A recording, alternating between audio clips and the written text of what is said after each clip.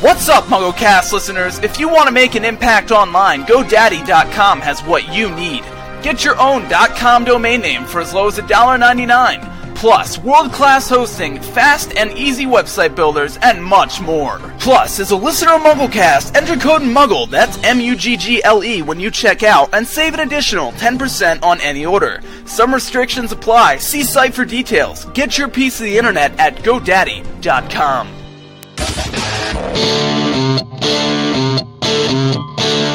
Because England finally has a professional podcaster in the country. Hey. This is MuggleCast episode 80 for March 11th, 2007.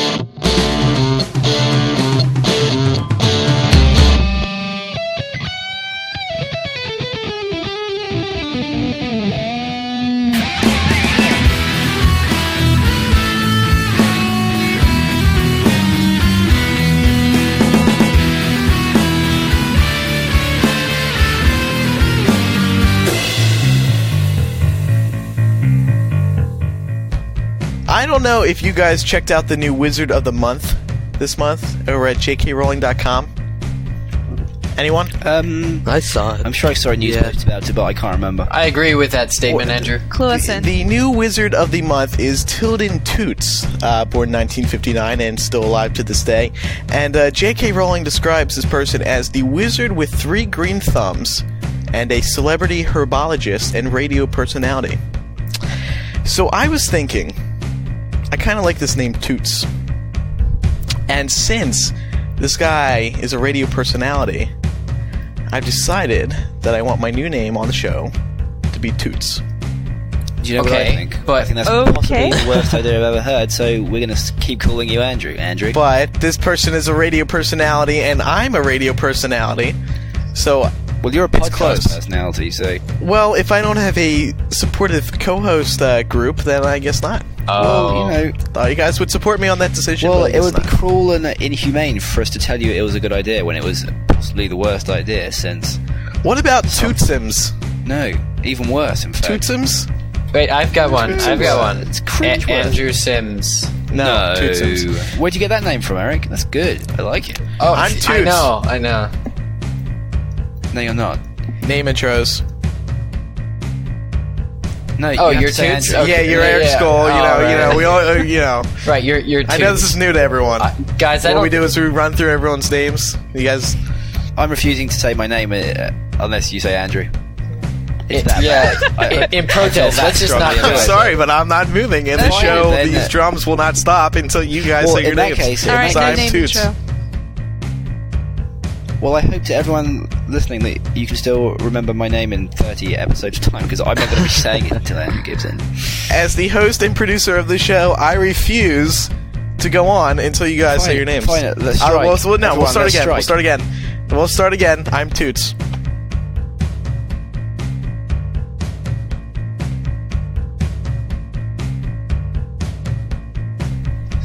Okay, Jamie and Laura and Kevin, how about you and I just go? We'll all go I off think that's and a we'll great talk about idea. movie 5 and all the reviews, and we'll just leave Own Toots devices.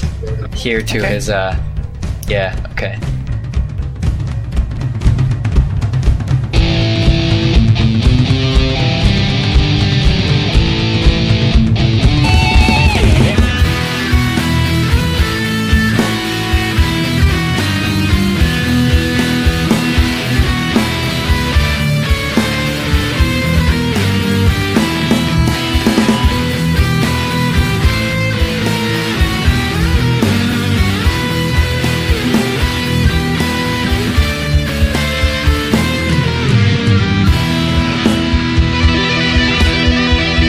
Micah Tannenbaum is standing by in the MuggleCast News Center with the past week's top Harry Potter news stories. Micah. Thanks, Toots. He better have a good explanation for that. Jo Rowling has been nominated for the NCH Scotland Women of Influence Award, which will take place in Glasgow later today. She's one of 5 influential women in the category who recognizes those who have worked hard to improve the lifestyles and education of children. The former winner of the title said these awards mark the significant contribution women from diverse communities make to our national life. In our mother's and grandmother's time, women received very little recognition. Today, it is a very different story. The awards also highlights the vital work NCH does to support Scotland's children and young people and raise an incredible amount of money to support that work. Speaking of Jo, after being named a billionaire last year by Forbes magazine, this year she makes the list yet again at number 891. JKR has an estimated net worth of $1 billion and is the only career author billionaire. As we reported previously, the Potter author is suing eBay for allowing illegal and fraudulent copies of her works to be sold on the auction site. Jo has managed to obtain an injunction which prevents eBay from listing illegal copies, namely e-versions of her books, which is binding until a May 23rd hearing. You can check out MuggleNet.com for more information on JK's army and sign a petition against eBay. The Harry Potter series has received a nomination under Favorite Book at the Nickelodeon Kids' Choice Awards. Be sure to head over and vote. The actor who plays Professor Flitwick in the Harry Potter series spoke in a brief new interview about his character, the Order of the Phoenix movie, and Deathly Hallows. Speaking about the series, he said, "I was into J.K. Rowling's books about Harry Potter long before I was offered the part of Professor Flitwick, and I've loved reading every one since then. So yes, I'm really looking forward, like you, to the next book." Finally, speaking of the seventh book, partially due to the book's high cost, over a quarter of independent booksellers in the UK have chosen not to stock Harry Potter and the Deathly Hallows. The book's sticker price, $34.99, is roughly twice the $17.99 cost of Sorcerer's Stone when it was published by Scholastic in 1999. That's all the news for this March 11th, 2007 edition of MuggleCast. Back to the show. Alright, thank you, Micah. And, are you guys gonna call me Toots now? No, Not a chance. No. I don't see why you can't be supportive of... I'd rather Harry died your in the final book, co-hosts. Andrew. Than Andrew, call me I that just contacted ridiculous name. GoDaddy and I just contacted GoDaddy and I locked Toots.com and stuff, so you just can't have it. It's not good for you. I was looking out for your... I already made Toots at staff.mugglenet.com, so I think However, your plan Andrew, backfired there. yes, but if you keep calling yourself that name, we'll kill you, and then an email address or a website it isn't going to do you any good at all. Jamie, I'm not really afraid of you killing me, because it's not like I'm going to be seeing you in a couple days. Oh, anyway, no, yeah, so there won't exactly. be any problem Oh, there. wait. Yeah, so transition. Whoa. Jamie, we have a podcast in England coming up. We do. We are going to be at the School of Oriental and African Studies at Vernon Square in London on March 17th at 2 p.m, doing a live podcast and then a meet and greet type event with literally hundreds of prizes. We've gone all out on the prizes, and we've got loads of fun activities happening and stuff like that. All places are now filled, but people can drop out. So if you want more information, go on MuggleCast.com and read the latest news post. But for all those people who are attending, we look forward to seeing you all there. It's going to be a lot of fun, and to anyone who might be a little bummed that they can't show up, this is actually this is going to be a little like test for us to see how well these live podcast / meetups will work out. And if it works out good, we'd definitely be interested in doing more of them here in the United States, or maybe over in England again. Yeah. So, and of course, opening it up to more people. So, hopefully all of that will go very well. Also, there is a book tour coming up with Ben and Emerson. They're kind of a big thing now with their book release, and I know Laura and Micah contributed to that book too. They're going to be going on a little tour over their spring break, and all of those dates can be found on MuggleNet.com. There's a little tour ticker, as I like to call it, on the right side there with all the dates. You can find more details about their tour right there. What they're doing is they're hiring out a VW camper van and painting it with flowers, and they're going to drive around the continental US and just stop at random bookstores and talk about their book. Yeah, so you have to be lucky and catch them, but yeah. Anyway, I regret to inform everyone that I won't be there. Yes, my pen name Andy Gordon is I would be there, but I'm going to be in England, so I apologize for that. Another live event that we're going to be doing coming up this summer is at Enlightening 2007 in Philadelphia, Pennsylvania, at the University of Pennsylvania.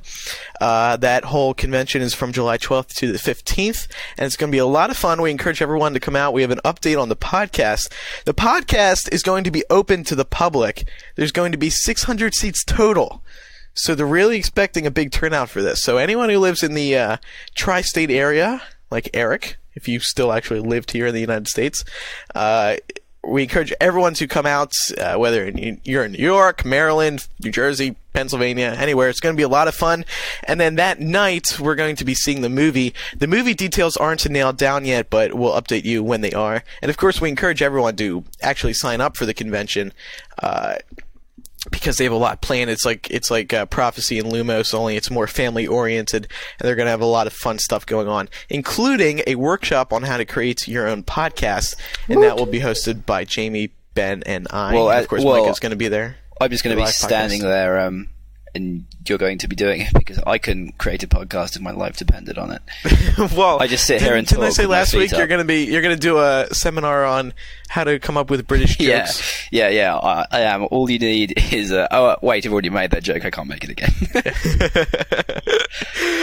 So you can find more information on enlightening2007.org. And if you are not going to be signing up for the convention, but you plan on coming as part of the quote-unquote public, please email enlighten07@gmail.com and let us know how many people you plan on bringing with you, so we can get a good handle on how many extra people. Enlighten. Cool.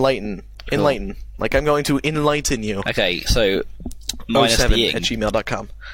Yes. There's no ing on this. Okay. Yes. Don't ask me why I didn't do it. I don't know. And then finally, we're getting well into March here. Don't forget to vote for us at podcastalley.com to keep us up top of the rankings. It helps all those media sources find good podcasts out there, like us, of course. And so place your vote. All you got to do is place a vote once a month over at podcastalley.com. So thanks for that. We have our first rebuttal now. This comes from Aggie. Oh God, I can't even talk. Abby Stokely, 14 from Austin, Texas. She writes, "Hi, I was just listening to episode 79 and I heard you use the term de facto, which is Latin for a fact. You did use the term correctly within your comment, but your translation was a little off. It quite literally means a fact, and more correctly means that a subject is correct in the facts related to it, but is not correct by law or vote. Thanks for taking the time to listen to a picky Latin student. I love the show." Our bad. And no, she's absolutely I think right. it might have been Ben. Yeah, probably. It wasn't me. I wasn't on last week. I know it wasn't me. Ooh, Yeah, actually, Ben just totally whipped out that political term.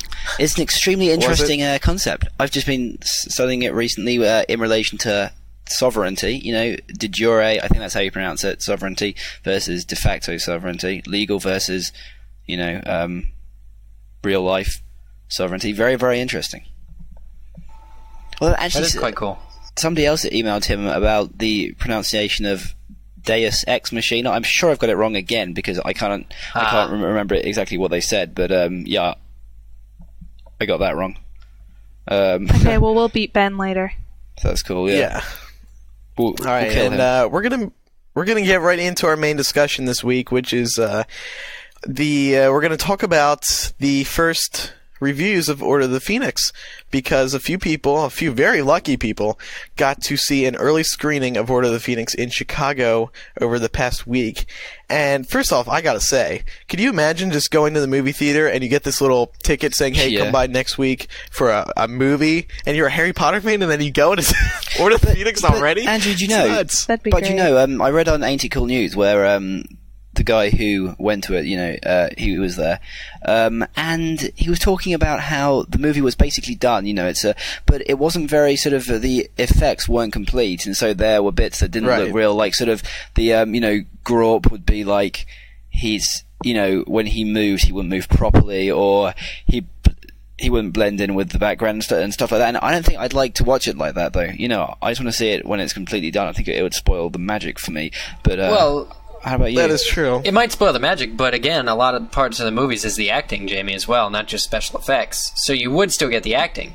You would, yeah. I don't think Grawp is an actor.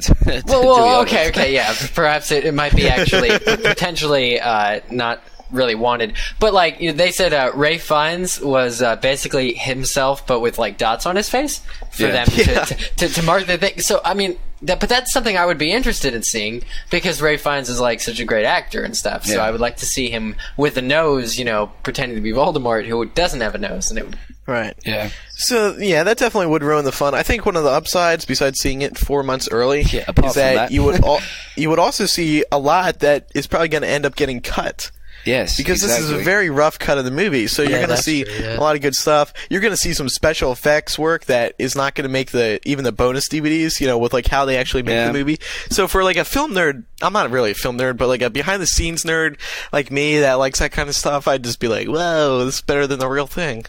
Yeah. Which it probably wouldn't be. I would just like to see Ray Fiennes with a lot of dots on his face. Yeah.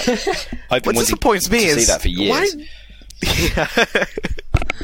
What disappoints me is that, with all the technology these days, with people, got their cell phones, and everyone's got a camera with them these days, always looking for a new MySpace picture. Cough, Darren. Why didn't anyone just take a quick shot of the screen? Oh, come on. They gave us enough, though. That's what these people at Warner Brothers, that's why I'm surprised they did these screenings so early, is because should there happen to be a Harry Potter fan in the audience, they would be able to tell everything. I mean, if they had enough of a memory or had enough of a will to be that kind of resource, they could tell us everything. And as we found from these 3 or 4 sources that we have on MuggleNet, we found out pretty much a lot. Yeah. At least at part of, what went in and what didn't. Yeah. Now, sorry for not knowing, but I think I might have heard one time that David Heyman will sit in on these screenings to get the audience reaction. Is that true, or am I completely thinking about something else? No, I think it's true. Wouldn't be surprised. Is it true? Eric, are you up on as an employee of a movie theater? Do you know how these things work? Former employee, but sometimes we had Michael O'Pake, the Pennsylvania senator, come into our movie theater a few times, and he had like a guy with him who was like a bodyguard type guy, and he handed out road maps. Yeah, as you do, Pennsylvania, as you do, and so he would just be able to walk past and see whatever movie he wanted to. Here, have a road map. Hand out road maps. So I have a nice little atlas of Pennsylvania, or little road map of Pennsylvania. But signed? That's all I pretty much signed, Eric, along your street. No, he did sign it though, I think, actually. That's pretty cool. But at any rate, no, as far as screenings go, I mean, we're trying to talk about screenings. Yeah, no, I heard that David Heyman actually looked in and wanted to get audience reactions, because that helps him also, as you said, Andrew, determine what does go in the final cut of the film. And also, I think, whereas they can cut stuff, they can also add stuff. And I think that is probably the reason, or one of the reasons, that screenings happen so early, is that if there's something that's really upsetting or something really big of a problem, they might be able to do something with it. I mean, I'm not saying they're going to go reshoot some scene if we all complain it's not in it, but they might be able to cater to certain things like this. So yeah, fan reactions. I would not be surprised if David Heyman went or didn't go to one of those screenings. You see, I think that there'd be more than just David Heyman there. You'd think it would be completely aligned with the Warner Brothers executives. Potter is their baby. You'd think that everyone would be there trying to get a Well, the thing is, too, though, I don't know how big the theater is, and, you want to fill it with as many hardcore people of different diverse backgrounds as you can. I mean, it wouldn't be just Heyman, I kind of agree with you, but it could be, it'd be like a few executives, I guess. They are adjusting this movie down to, they'll be fixing this movie down to July 8th or 9th. Yeah. Because I remember last year, with each premiere, the movie was a tad different in some spots. Goblet of Fire, not last year, with Goblet of Fire. They keep changing the movie, even in between premieres and stuff. So, it's good that they're very, very picky about what they're putting in. But then don't you think there's a sort of a very, very fine line that needs to be drawn between giving people exactly what they want, and for the hardcore fans, which makes up a big part of the sort of general audience, it would be canon films, and I don't think films should be canon. They should be films, and they should be different to the books, or you'd be or it would be pointless to watch the films because they'd be exactly as the books come. So I don't personally think they should change the films and change them until they're exactly as all the hardcore fans want them. Yeah, I agree with that. There are more film representations of books that completely destroy the books than there are completely canon books. I mean, there are For instance, Brave New World by Aldous Huxley, the movie might have nothing at all to do with it. And so, often, at least in uni, you'll get, books and you can't just read the movie or watch the movie because the movie's completely different and complete crap. So I think there does have to be a line drawn at least between what you're giving the fans and... but even if it is perfectly canon, I think a movie's still special and fun to watch, even if it was perfectly canon, because it still is a visual representation with all the effects. It's just another way of looking at your favorite medium, of course it is. Of course it is. Thing. But when Joe's sells the rights to Warner Brothers, she doesn't give them a right to produce her work completely as it should be. She gives them a creative license. It's a creative license mandate that she's giving them to produce it to not what they want, but to their sort of, to their ideals. We're going to be talking about some of those changes today. We have a list of stuff that we want to go over with some of the stuff that we've read in the reviews. But, I mean, people just got to realize now, we're 5 movies in, and these hardcore fans that are expecting the movies to mirror the books they just got to move past that, because especially some of the stuff we're going to talk about today, there's some big changes that people have been complaining about, but I just read these changes and it immediately makes sense, because you got to realize that they make these changes for time, and they make it for continuity and all that. So, however, some of the changes are just flat out stupid. Yeah, I mean, there's a difference between paying homage to the books and completely destroying fact of the and getting things wrong and actually doing things incorrectly. Shouldn't we point out, Andrew, that there's a huge spoiler warning for this main discussion?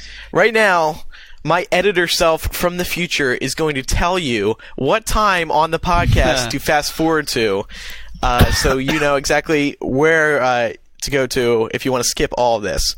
Okay, so the time you want to go to is 51 minutes 19 seconds. Back to you, Andrew. All right, thank you, Andrew. Thank you, Toots. No, thank you, Toots. That's hilarious. I read a lot of good stuff here. Some stuff is really getting me excited. One reviewer described this film as the most detailed film yet. Most detailed film yet. David Yates to thank for this? Perhaps. I mean, we don't have much to go off of, but the opening scene apparently is just like the book.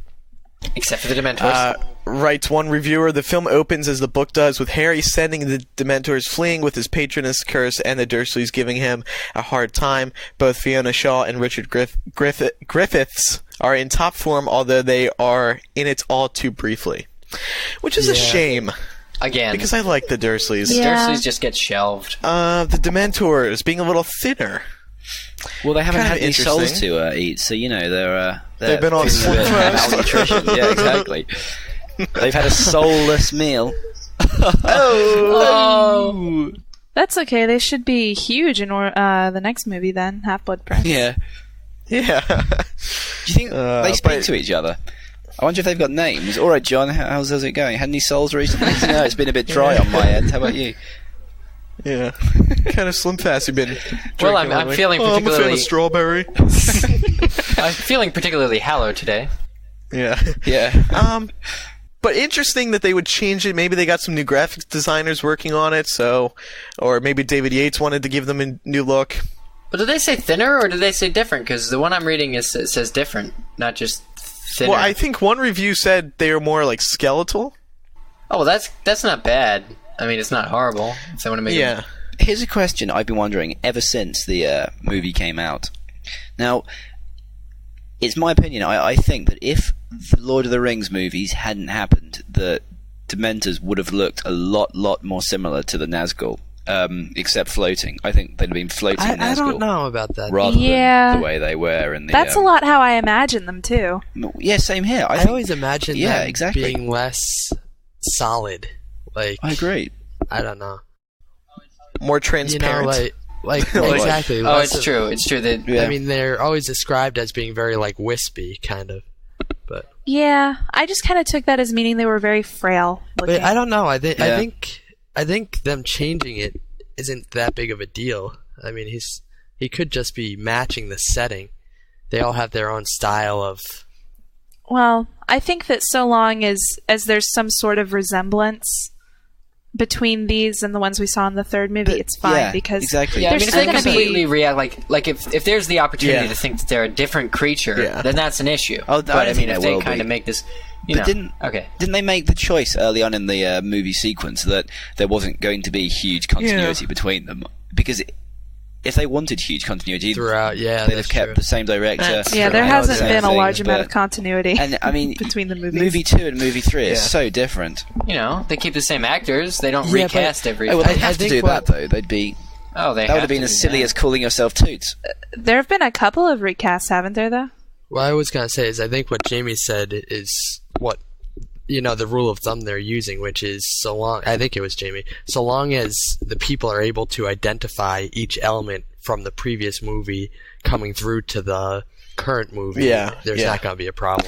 Yeah, although what I find interesting about this is that each reviewer seemed to point out, they all pointed out that the Dementors looked different. So, I mean, it's probably noticeable to a point where you might want to talk about it. What I think is really important to remember is that we did get these reviews from hardcore fans. True. Obviously, if they weren't, they wouldn't have sent them into MuggleNet, so of course they're going to notice differences in what the Dementors looked like in movie 5 and movie 3. Yeah. Moving along, though, Lupin does not show up with the advance guard and receives very little screen time. That's disappointing. He doesn't show up with the advance guard. What's going on with that? I don't see why they couldn't have him come. There's no reason not to. No, the fact that he doesn't get any screen time. I wonder, though, they didn't say specifically if Harry has to go into Umbridge's office at all to talk to Lupin and Sirius through the fire. I don't think anyone said anything about that. We just... Well, that's interesting that nobody pointed that out. I wonder if that means he did and it was just fine, or he didn't and nobody cared. You know what, though? Somebody did note that the movie put a lot into establishing the relationship between Harry and Sirius, so I'm betting they had at least one scene where he went and talked to him in the fire. But despite the development between Harry and Sirius, there is a Black family tree, apparently, but there's no Mrs. Black, and Grimmauld Place is smaller than imagined. You know what, though? That doesn't bother me as much because Mrs. Black's portrait, while it's funny, it doesn't really contribute all that much to the plot. Yeah, so and it could be very distracting. Exactly. An okay thing to cut. Did the review say it doesn't show up at all? Yeah, said that it's not in there at all. Yeah, the portrait of Mrs. Black is going to... I think it's because they already cast Helena Bonham Carter as Bellatrix, and they couldn't recast her as Mrs. Black, because I had originally pictured her as should have been perfect, Mrs. Black. But it's this next point that really gets me, this one that Grimmauld Place only appears because Moody hits his stick a few times. And I think that's atrocious because... What is that? That's awful because there are certain things that are so important to the series as a whole that you have to put them in. And that's, the Fidelius charm that's pretty cheap. Is so important because it's how the Potters got betrayed, and I'm sure it's going to show up again. And I think that is just ridiculous. Yeah, I was trying to think of an excuse for that one, like it would add too much time onto the film, but there's just they could get away with it. All they would have to do is do 5 seconds. Yeah. All they would have to do is do a close-up on a piece of parchment with the writing on there, and then that's all. That's all they would have to do. The next director. They probably spend more time having Moody and then Dan beating his goes, staff. "What is this?" Another thing, no prefix subplot. Does anyone care about that though? I mean, it's a shame, but you got to cut something. It's another thing that could go. It's the anger thing as well. They're taking out his anger. Yeah. Like, the prefix subplot is one thing that, I bet they'll take out the stuff when he and Seamus, it's true. argue. Yeah, they'll probably lose all that, but... And it's, I mean, his anger's important. Again, it's one of those things where... But, I mean, his anger's only important in that it's, righteous anger isn't the thing that carries him through. It's his parents dying and his love and stuff like that. You know what, though? They're probably just going to... The anger's only there. They're going to use Umbridge as the figure for him to project his anger onto for the whole of the movie. Yeah. Like in the book, we saw it was everybody. He hated everyone, but he'll probably just use Umbridge in the film just because that keeps it a bit more manageable. Yeah. The Owls and Neville's parents are put in the background. Owls, another thing. I mean, I guess it'd be kind of cool to see him taking the Owls, but it's not like that doesn't really bother me. Not that it's gonna and they're not gonna. You know, like Yeah, and like in movie 6, I don't think they're really gonna put in the scene where they get their results back. No. Like, who would even care? they're not. Oh, I got a W. Well, I got a... What does that But mean? also, You know? can I, last show I used a movie term, a MacGuffin, which I think used in an incorrect context, and somebody wrote in and told me. So I like to point out that the owls are a MacGuffin. Their only point is to move the plot forward, because Harry gets bored of doing his thing and falls into his dream, and then he collapses off the thing, and Right. blah blah blah blah blah. So hopefully I've used that in the right thing this time. Creature receives little screen time, which I guess is a shame. But if Yeah, they're it gonna, is. Would've liked if to they're gonna, see if they're gonna design a new elf and they're gonna like put him in the movie, Well, we've heard that those house elves take a lot of money and time to. Yeah, but this is something I take kind of an issue with because Creature was a huge part of it plot. doesn't really explain. Case. Yeah. Yeah. And it kind of worries me when I hear that he receives little screen time because I wonder if they use some other cheap tactic Yeah, exactly. to get Harry to the Ministry, instead of him And we've already trying to heard contact that Sirius in the fire and we get don't know Creature. why the Death Eaters are at the Prophecy Hall. Yeah, Or they just show up.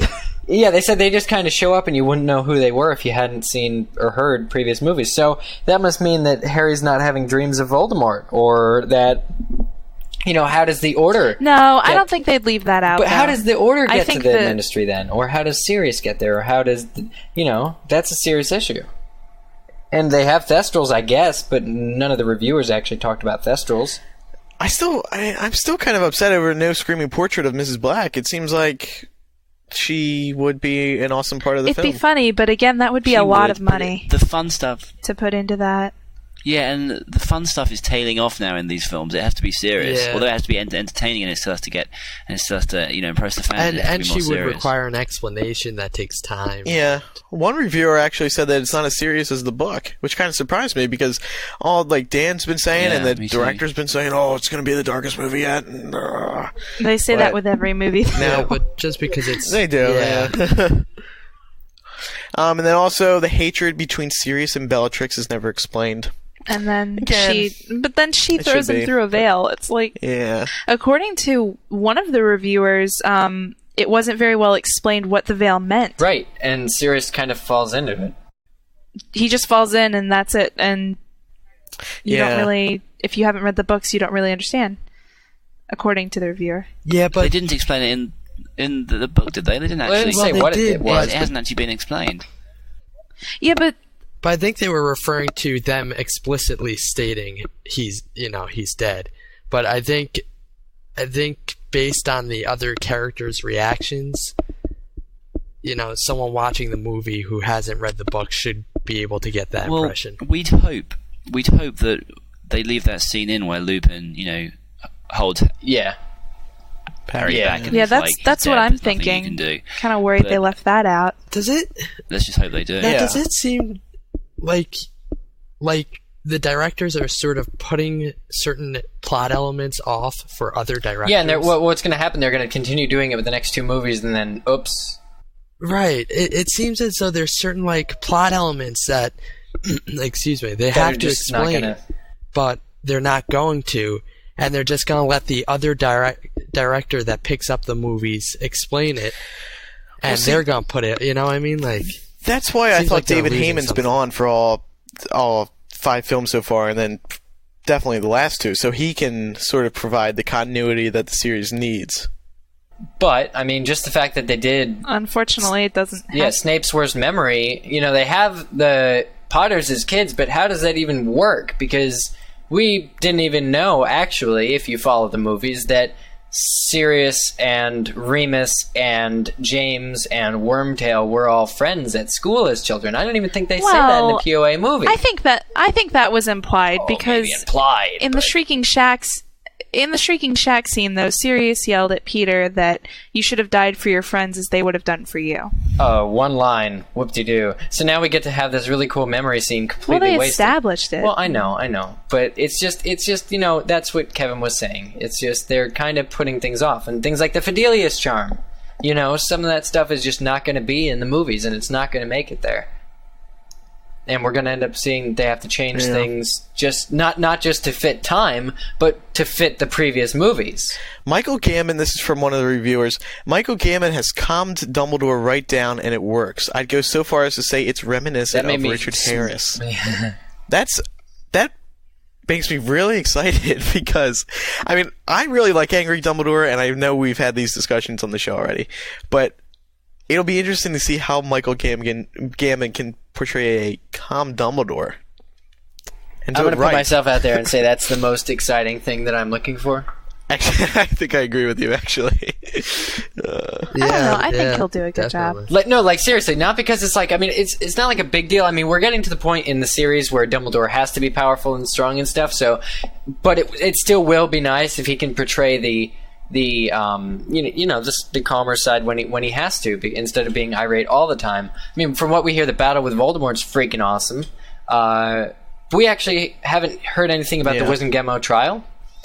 And we've heard that the Ministry is really cool, but we haven't heard anything about the Department of Mysteries. If they had the 12-door room, if they had the brain room, the astronomy room, the big thing with the shell and the veil. We actually haven't heard anything about that. You know what, Eric? I'm just going to bet on this and say that there's going to be a lot cut out of the Department of Mysteries. I don't think that a lot of the rooms that they went into, especially like the planet room where Harry didn't even go, that's going to get cut. We're not going to hear anything about that. I think that's safe to say. That's automatically gone. But I'm interested to see what they do put in, because what they do put in is going to have to be either directly related to the plot future, or directly related to the future plot. J.K. does approve these things. Yeah. Right, so we may be able to assert certain assertions. Assert certain assertions, yes. Quiet, Toots. But I mean, do you think we'll definitely see the Hall of Prophecy, and of course we'll see the Death Chamber, but do you think that they're going to bother leaving in like the time room? I don't think. See, like the reason I think that these reviewers didn't mention any of this because it's not in there. Like I think that would have been something to talk about. Either it's not in there or it's not worth discussing. Right, but there has to be a separate entity. It can't just be the Ministry has a door in the lobby that goes to the Department of Prophecies, the Hall of Prophecy. You know what I'm saying? Like, it has to be a separate... I'm sure they'll have all the doors and stuff, but we're not gonna see as much as we did in the book. But since there's no hospital and no Neville's parents, we should also infer that there's no Arthur Weasley attack, do you think? And then there's no dream where Harry's in the snake, and there's no... So will they even separate the Department of Mysteries at all, or will it just be like, welcome to the Ministry, to your right is the Hall of Prophecy, where you can smash anything. Oh, by the way, hear the whole prophecy, even if it wasn't intended for you. Because apparently all the Death Eaters... Yeah, enjoy your stay. Yeah, apparently all of the kids hear the prophecy, don't they? Yeah, Yeah. And it's changed. That's ridiculous. And it's changed. Absolutely completely outrageous. different. Yeah, they like. Which line did they cut out? I forget now. They cut out like cut the out most a line of important the prophecy. Yeah. Sorry, are they all mad or something? That's like cutting out something ridiculously big. It's absolutely stupid. I just don't understand why. They must have a really like good 2 reason. seconds as well. It's 2 seconds that it takes. And apparently they have Lucius drop the prophecy, not Neville. What? Yeah, Lucius drops it, and it smashes, and everybody just listens. There must be like a collective intake of breath as... See, Jason Isaacs is such a big fan. Why wouldn't he protest that? Be like, no, I'm not doing this. Well, because he's not in the sixth movie. If you think about it for one second, I was joking. Though, he's an actor. That's what he gets paid to do. Thinking about it, though, it kind of goes along with the plot that Voldemort is ticked off at Lucius in the 6th book. Yeah, it does. It gives more of a motivation if he's the one who broke it in the movie, I suppose. That's true. It makes more sense to people who haven't read the books. Yeah. I mean, that's what they're doing it for. They're doing it for people who haven't read the books. They have to gear it towards people that way. I think.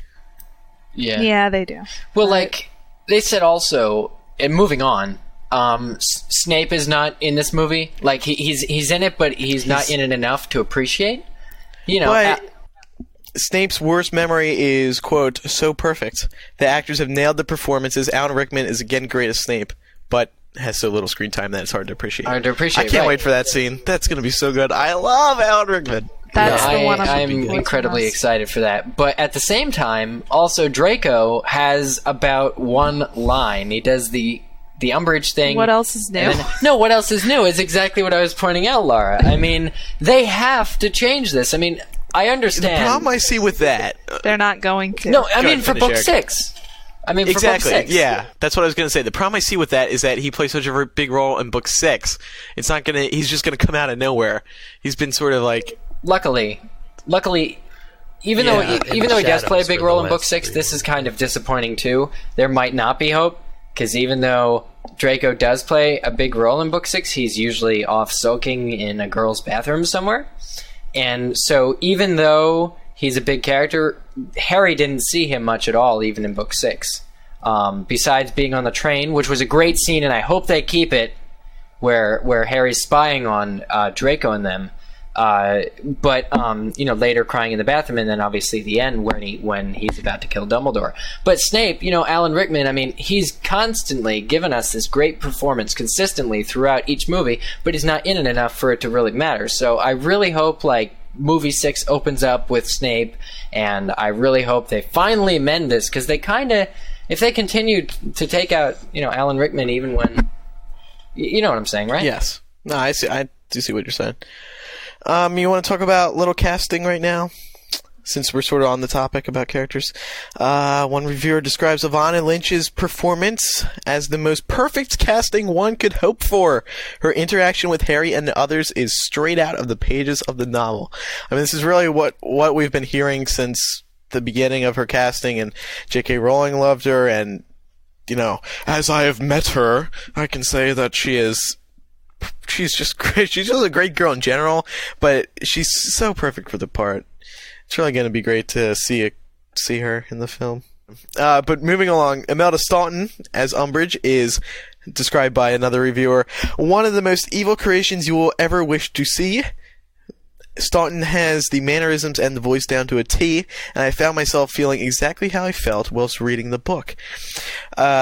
A sense of sickening sweetness. To be blunt, you just want to slap the bleep, which is exactly how you should feel. Her detentions with Harry, which thankfully are exactly like the book, are delightfully evil. Now that's great. That's another big part I'm really looking forward to. Yeah, I can't wait to see Imelda Staunton. Ever since I first saw her picture, I thought she looked great. Yeah. And I'm really, really excited to see her. Yeah. And I don't know if we've brought this up on the show before, but as the movie progresses, her outfit turns into a darker shade of pink, or is it a lighter shade? Does it? She starts off in a light pink dress. Yeah, and then with each scene, I think it gets darker. Just it progresses throughout the movie. It gets that's so darker cool. and darker. Yeah. So it's another big change. Jo is the one who tattled on the DA, not her friend, and that's the reason why her and Harry. What did I say, Joe? Yes. Yeah. Joe. Another big change. Joe You guys hear that just guy comes yet? on the. Yeah. Joe Rowling another comes big, on the set. Another big Joe, change. yeah. Cho is the one who tattled on the DA, not her friend, and that's the reason why her and Harry broke up. But that's so Cho bad. getting jealous, just falling apart thing. Like in the book, the scene with Rita Skeeter wasn't even in the movie. Rita Skeeter, that's a shame because I like her too. But I forget the actress who Miranda plays her. Richardson was very good. Miranda Richardson. even though Miranda Richardson was good, sorry, She wasn't going to come back for the 5th film anyway. She said that on the red carpet. Oh, she said that. She said already? she wanted Well, to give someone else a chance. What? Forget her. Oh, I know. But should we point out here that sorry, I was going to say The that Cho thing. Well, yeah, the Cho thing. She, ever since Cedric died, she has been all for the battle against Voldemort, fighting for yourself, fighting against the Ministry if you have to, putting all of your resources together, and minor detail, Jamie. It's like a personal fight. It's like no. It isn't, because she approves of what Harry does, and that's what the whole sort of series is about, basically. That you fight for what's right, you don't fight for what's easy.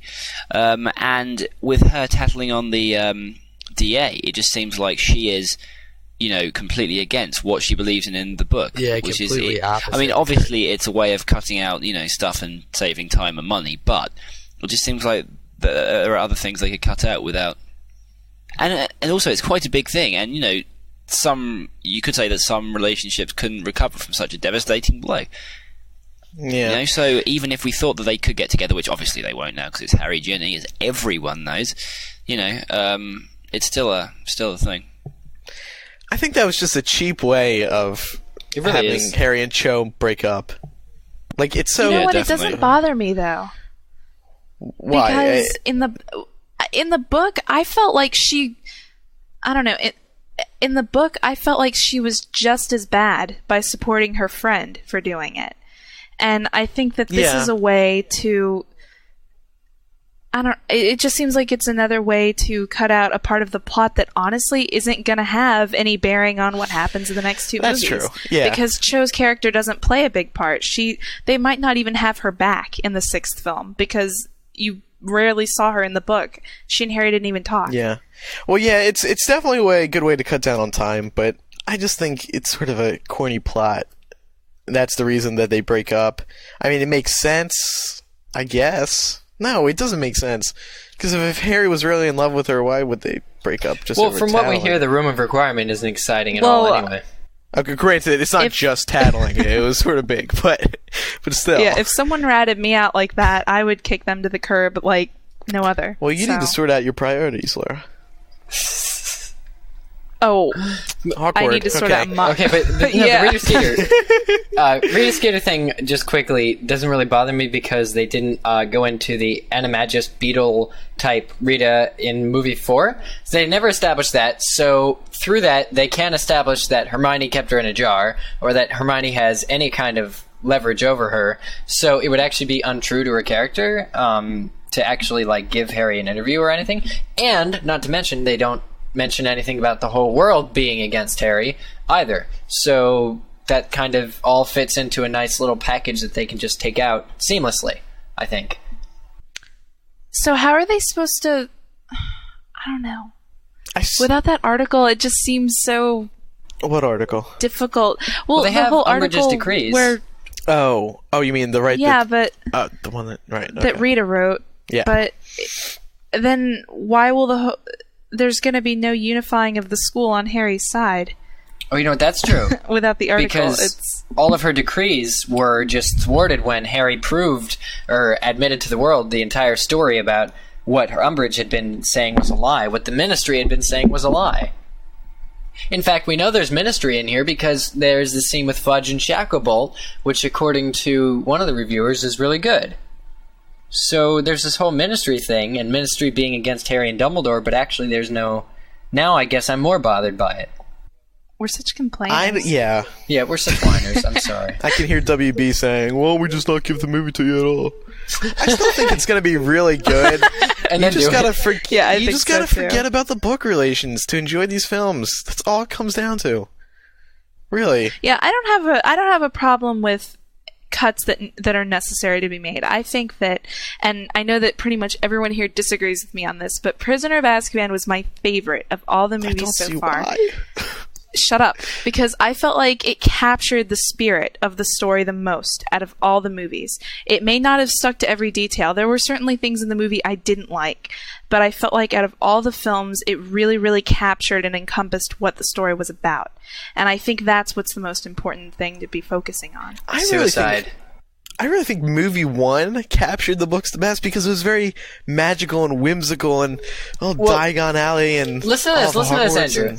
It says, listen to this. This says, go along with what you were saying. I think it's Znat's review. Actually, no, hang on. It's Triwizard's review. He says, as soon as the movie started, I realized that the magic was back. To me, it felt like the first two movies. Remember the wonderment of seeing Harry and feeling what it would be like to fly on a broom, what the inside of Hogwarts looked like for the very first time. All of that mystery was back when it came to the scenes of the Ministry and the Hall of Prophecy. So even though they might not have a lot of stuff, they treat it correctly, maybe? Maybe because it's like new, it's like you're seeing it for the first time in a movie format, so it's like, wow, it's real. But no, Laura's right.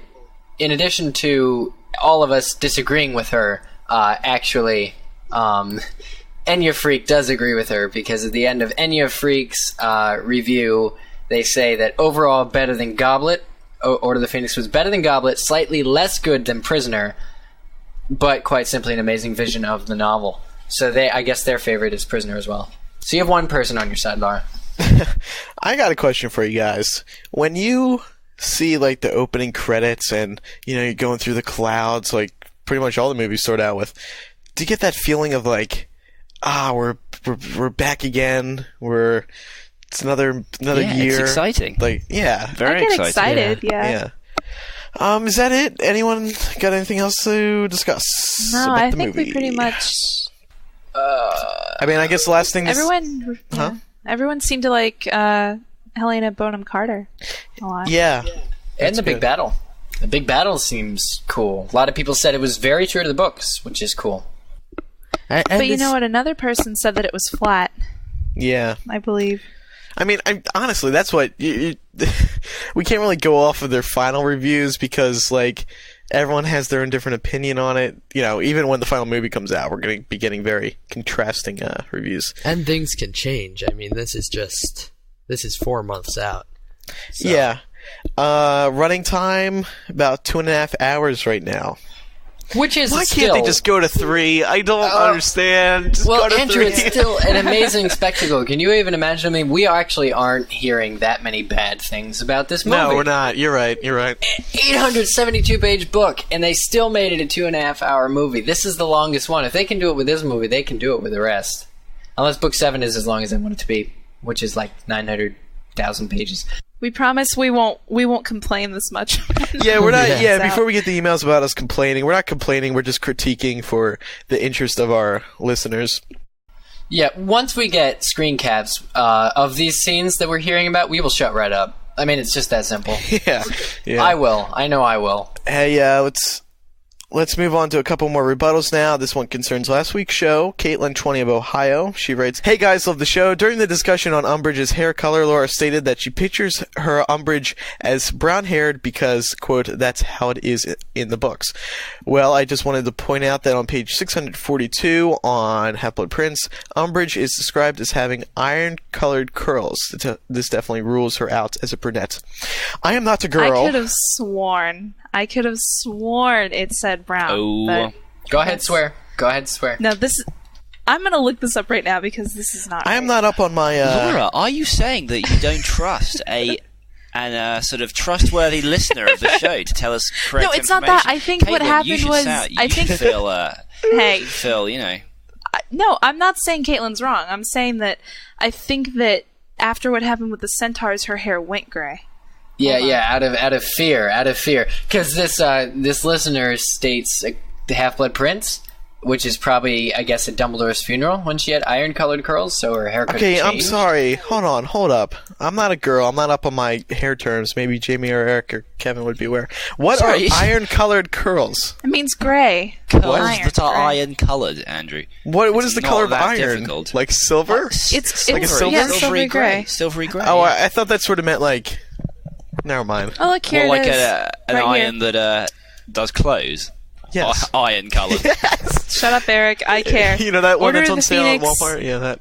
Yeah. Page that one. It's the red 203. one. She looked, Harry thought, like somebody's maiden aunt, squat with short, curly, mouse brown hair, in which she had placed a horrible pink Alice band. Okay, I take it back. So I think Caitlin, that- you liar. No, I don't think she's wrong. I think that Umbridge's hair joking. went You're gray both right. after You're the both centaur right. thing. So yeah, we're both right. Everyone's right. Everyone wins. Everyone wins on this show. Oh, I love when that happens. Yeah. Except everyone who loses the competitions. Yeah. Oh, there's something we didn't you don't talk win. about. There's something we didn't talk about, guys. Firenze was not. It was not mentioned that Firenze took over, but they do have Trelawney's exit and the Weasley twins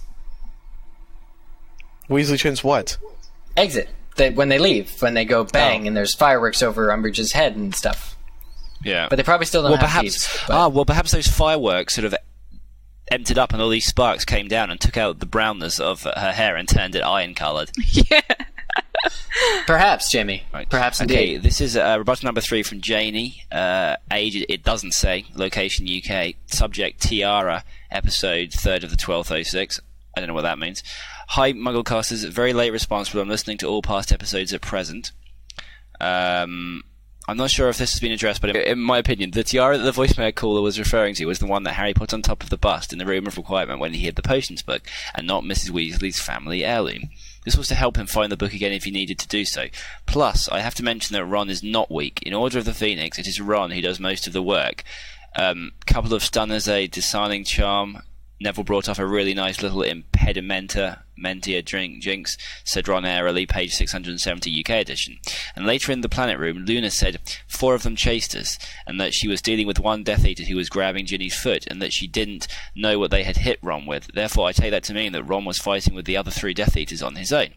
And also, Ron was fighting the Death Eaters at the end of Book 6 and survived unscathed. Wow, she's written an essay. Perhaps with the help of Felix Felicis. People seem to think that he is stupid, but he got 7 outs with the same grades. Oh, really? As Harry, apart from Defense Against Dark Arts. Okay, this is... No, I'm almost finished. Both he and Harry did minimal work compared with Hermione, and both did really well. Just think how well they could have done if they'd studied hard. He's lazy and uninterested in schoolwork, but he isn't an idiot. Plus, it is Film Ron who is a coward. Book Ron is the first one to protect Harry and Hermione. Many examples: spewing up slugs for Hermione, Chamber of Secrets, entering the forest to confront his greatest fear to help Hermione. Chamber of Secrets. Oh no, sorry. Prisoner of Azkaban defending Hermione against Snape and getting it attention, and Order of the Phoenix, Harry against Seamus, plus when there were only 2 Thestrals, it is Ron, Harry... Oh god, I can't even read this stuff. It's honestly, it's like in shorthand. It's actually, this is the hardest thing I've ever read in my life. It is Ron, Harry chooses to accompany him to the ministry. I don't understand what that means. Sorry this is so long, but it grinds my gears, Andrew, when I hear Ron being disregarded. Keep up the good work, love the show. I agree. All right, what? Ron love. Janie. That's mostly why I chose that because you are so mean to Ron. But and it makes Janie, Who, me? Who? Yeah, you. How am I mean to Ron? You say he's call him weak. kind of the comic relief, kind of not really worth anything. I said that like really... once. Yeah, I know, but this stand by fan it. faulted you for it. Sorry. but it is a fair point. Ron should is feel horrible. so close to Harry and Hermione that he'd do anything for them. Yeah, it's really interesting too, especially to be J.K. Rowling. It must be very interesting. Well, I guess for several reasons, but it must be very interesting. But the fact that she's not just writing about Harry's life, kind of. I mean, she is, but she's also writing about Ron and Hermione's life as well. You know, I mean, it's the course of how all the characters survive and live and grow over 7 years. You know, I mean, so it's not actually just Harry necessarily. So you wonder, like, if she feels strongly about Ron, and she felt strong enough to have him kind of sacrifice himself in the chess match in Book 1, you know, that's obviously a trait that she would like to either look back on or at least to have established to begin with. So hopefully she hasn't forgotten that courageous side of Ron, and we'll be seeing a lot of stuff about him in the book, more in Book 7, or in the movies at least. Yeah. Alright, well, everyone might remember that on episode 78, we got into a little Pokemon discussion, and unfortunately last week I wasn't on the show, so when I'm not on the show, apparently nothing gets done. We asked everyone to send in some Pokemon comparisons, because honestly, the Pokemon books basically mirror the Harry Potter series. And you don't believe me? Well, we have some emails right now to prove you all wrong. The first one comes from Ginger, 19 of Houston, Texas.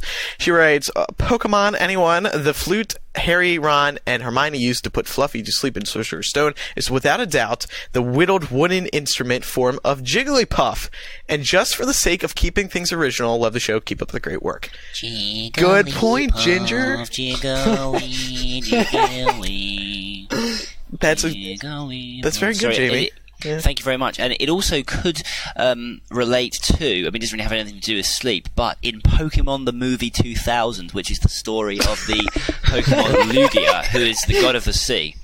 Are you telling me that you actually saw this, Jamie? I own this on DVD, Laura. I got it for like £2, and it's awesome. There's like a prophecy in which when this girl plays this flute, and they have these 3 stones set in this thing, then this beast of the sea, Lugia, will arise and bring balance to the 3 legendary birds who are... Really? Yeah, Articuno, Zapdos, and Moltres. Which Zapdos! Zapdos, but a bit of interesting trivia here. They're called the 3 legendary birds, yeah? And if you take the last bit of each of their names: Articuno, Zapdos, Moltres. In Spanish, uno dos tres. Oh my gosh! is, Oh my gosh! Nice. Yeah. So but apart from so this flute thing is is extremely important in the prophecy. One more link, prophecy. So yeah. Excellent email. I like it very much. All right, we got another one here. Ashley, Catherine, and Kara, 14 of Tallahassee, Florida. They write, first off, we wanted to say how much we love the show and how we were very excited to hear about the idea of Harry Potter being compared to Pokemon. Right away, we began thinking, and this is what we came up with. Pikachu's tail is a lightning bolt, much like the scar Harry has on his forehead. Nice. Hoot Hoot resembles Hedwig, since it is an owl. James, a member of Team Rocket, has the same name as Harry's dad. Ash, Brock, and Misty are much like the famous trio of Harry, Ron, and Hermione in the Harry Potter series. That's a big one we got from a lot of people. The Pokemon Fearow can be portrayed as Fox. Arbok is a large snake-like Pokemon that looks like the basilisk. And lastly, Harry Potter is mainly focused on magical powers. Pokemon also possess magical powers for defense, etc. Hope you thought our comparisons were worthwhile. We love Eric's Pokemon singing skills. Andrew is a Superfly rapper, and Jamie owns all. Love Ashley, Catherine, and Kara. And Laura is... All right, but just quickly, Jamie, do you remember Team Rocket's motto, their chant? Their surrender now or prepare to fight. They'll be double, they'll be double. No, something like that. No. Make it double. To rid the world of devastation. Something. To protect our nation, or something within our nation. I used to know that, yeah. Jesse James. That's like Laura, there you go. He Team said, Rocket blast off at the speed of light. Surrender now or prepare to He fight. came in with his James. Me? Like James. By the way, right. I know, and by the way, the song version of that, excellent. Oh, I'm gonna really? play. That's gonna be at the end of today's show. Yes. The Team Rocket song that will be at the end of today's show. All right, dear MuggleCast. Wait, this is from Kara Cunningham, age 16, from Georgia. Subject: Pokemon references. They heard of us from the MuggleNet main page, and Okay, they know that. Come on. Dear MuggleCast, comma. My sister Anna and I came up with an even dozen different connections between Pokemon and Harry Potter. Get to the end for an interesting surprise. First, both Ash and Harry have black hair and about the same style. Also, the first vowel in both Harry and Ash is the letter A, and there are 2 syllables in both Potter and Ketchum. Second, Pokemon and Harry Potter both have trios consisting of 2 boys and 1 girl, which is true even after Brock leaves. That other guy, that artist guy, comes up. So, third, both Ash and Harry have to call out the name of an attack in order to use it. I thought that was cool. Fourth, both Brock and Ron come from large families. Interesting. Fifth, there's a Gandalf-type character in both Dumbledore. There's a Gandalf-type character in both. Dumbledore in Harry Potter and Professor Oak in Pokemon. Oh, I'm Professor Oak. Sixth, neither Harry nor Ash have siblings. Seventh, both Ash and Harry are brave. Eighth, the Tri-Wizard Tournament was comparable to the Pokemon World Championships. Which is not true. really, but okay. Okay. One of the competitions they were in. Ninth, both Harry and Ash have a rival. Draco for Harry and Gary for Ash. 10th, you could call Mr... No, this is good. This is probably personally my favorite. 10th, you could call Mr. Mime Ash's mom's house elf. Mime, Mime, Mr. Mime. Yeah. I used to do that all the time. Jamie beats me on that one, people. I admit it. 11th, Harry Potter has dragons, while Pokemon has Pokemon, like Charizard and Dragonite. Well, they also have, what was that ancient fossil, Kabutops? I thought there was a dragon in that episode. Like that. Kabuto, yeah. There was, but wasn't it, what was the dragon that came out of it? Keep going here. Alright, never mind. I don't know. 12, okay. Dragonair and Dragini were the 3. Oh, yeah, those guys. 12, Giovanni, the leader of Team Rocket, is like Voldemort. That kind of is cool. Sort of, yeah. Yeah, sort of, yeah. So, now for the surprise. I read on Wikipedia that Giovanni dies protecting his son from a fire. Now, if Voldemort really did accidentally have a son, whom he most likely didn't know about, and since Pokemon is so obviously going to be the key to the end of Harry Potter, then it could be that Voldemort dies protecting his son or daughter. Yep, that's it. We've solved it. Of course, this would mean that Harry Potter doesn't kill Voldemort, and would therefore undermine the entire Harry Potter series, so by insisting that Harry Potter draws its references from Pokemon, you are undermining Harry Potter. We are. That's Thanks for absolutely reading my correct. thoughts. Yeah. Yeah. And our last email today comes from Elizabeth, 16 of Wisconsin. She writes, I've been thinking about Pokemon Harry Potter parallels ever since you mentioned it a couple of weeks ago, and I've decided that the Pokemon Psyduck is scarily awesome. like Professor Trelawney. As you may know, Psyduck is viewed as a useless Pokemon that has no real attacks and runs around crazily instead of battling over Pokemon. Similarly, Professor Trelawney is considered a fraud and mostly makes random predictions that don't come true or have any consequence. However, every once in a while, Psyduck surprises everyone with a huge burst of power. This is just like the times when Professor Trelawney is possessed and actually makes a significant prediction. That's a really good one. Absolutely. I really like that. That's really good, yeah. Good thinking, Elizabeth. She goes on to say, I'm looking forward to hearing more on this topic on future episodes of the show. I think we struck a good new segment on the show with Pokemon comparisons. Connections. Keep them coming. MuggleCast at staff.mugglenet.com. What I don't want to hear, though, is that Wormtail was lowering baby Togepi into the cauldron to make Voldemort. I don't want to hear that one. I already thought of it. It's mine. I'm claiming it now. I do believe that wraps up today's show. I just want to remind everyone now about our contact information. Of course, you can send parcel mail to the MuggleCast P.O. Box located at P.O. Box 223, Mountain Ridge, Kansas 67107. Also, call in a question or a comment for the show. Just dial in the United States 1-218-20-MAGIC. If you're in the United Kingdom, you can dial 020-8144-0677. If you're in Australia, you can dial 028-003-5668. Just remember, keep your questions to about a minute, and we'll get to some more voicemails within the next few weeks. You can also Skype the username MuggleCast to leave a voicemail message as well. Just remember to eliminate as much background noise as possible. You can also contact any one of us on the MuggleCast website. Just go to MuggleCast.com and click on Contact at the top for a handy feedback form. And you can email all of us with our first name at staff.mugglenet.com. That includes me at Toots at staff.mugglenet.com. Oh, no. And Jamie, just one final reminder, I want to let everyone know that it won't be a normal show next week because it's going to be an out-of-the-ordinary show next week. It's going to be extraordinary. It will. I can't wait. Yeah, it's going to be. We're going to be doing a live podcast in England next week, sponsored by Olivans. Also, remember all of our community outlets. There's the MySpace, the Facebook, YouTube, Frapper, Last.fm, and of course the fan listing and the forums over at MuggleCastFan.net. You can also dig the show over at dig.com/podcasts, and you can vote once a month for us at Podcast Alley and review us on Yahoo Podcasts. See, ladies and gentlemen, by digging us, voting for us at Podcast Alley, reviewing us at Yahoo Podcasts, reviewing us on iTunes, and doing it on MySpace and Facebook, it helps us grow. And we want to grow. And you guys can help us grow by doing all that. So we appreciate it very much. So with that, I am Toots. And we'll see you next week, because we're not saying our names. Bye, everybody. See you Bye, later. everybody.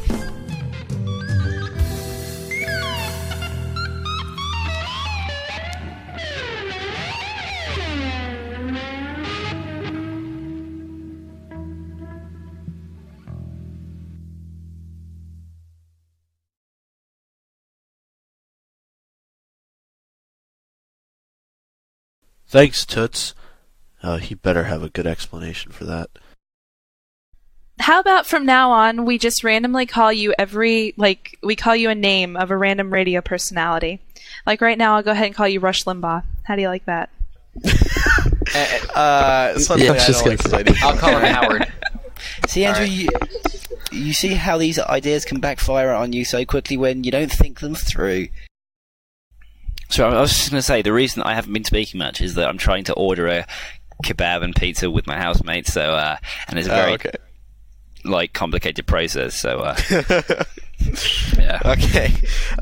Which the kebabs or the pizza? Well, both. They're pretty complicated. We couldn't decide whether to get a pizza or a kebab, and then we couldn't decide which kebab to get, and then we couldn't decide which place to order it from because all these places try and outdo each other with free garlic bread or free delivery and stuff like that. So you need like a degree just to decide what you want. But yeah, it's extremely exciting. The 30-minute wait till it arrives is one of the most exciting times of my life. Are you back now? Are you guys all? No, I've still got to order it. No, you see, I have to order it now. We've decided now. I just have to order it. Okay. So I'll be back in about 5 minutes. Extremely excited. Okay. What was I going to say?